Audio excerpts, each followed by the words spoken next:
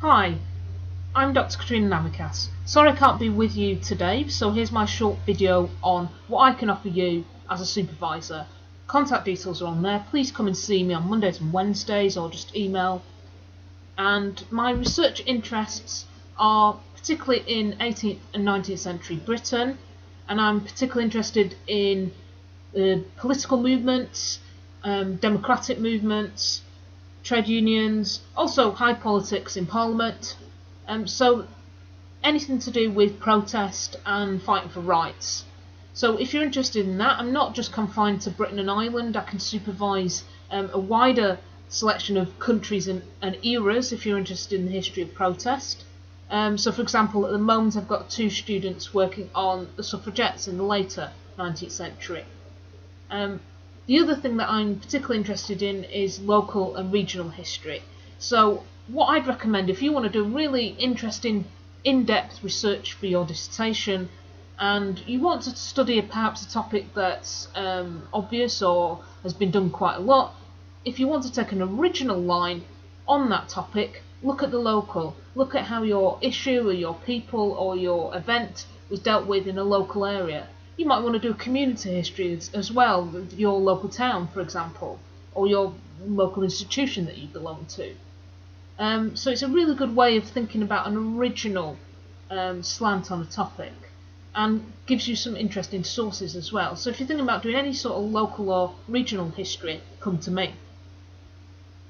I've also got some side interests, so if you want to do some 20th century stuff, I'm interested in modernism and how particularly post-war Britain planned new towns, new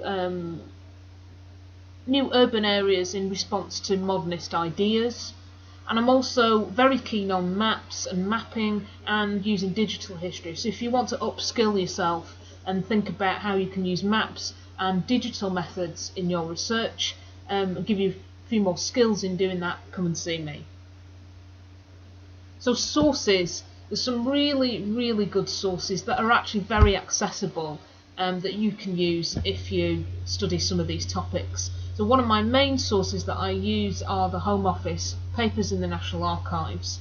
I always recommend you have a go to Kew in Surrey and have a look at the originals, but most of them have been digitised. You can just download them at home, but they're not indexed, so it's a bit of a Pandora's box of just looking through page by page to try and find out something, and I can help you navigate them.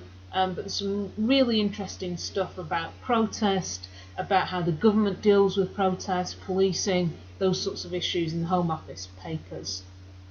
Obviously the wealth of newspaper reports, often a major source for students. You can access those online as well, a whole range of newspapers, local and national.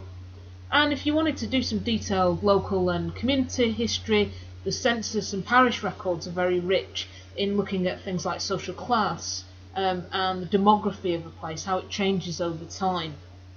If you're interested in high politics, I still think that Hansard's parliamentary debates haven't been mined in such a way. You can tell some really interesting things about the language of politics, how politicians deal with issues by looking at Hansard.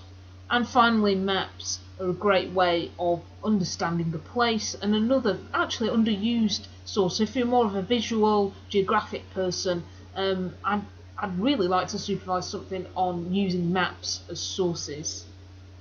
So hopefully that's piqued your interest.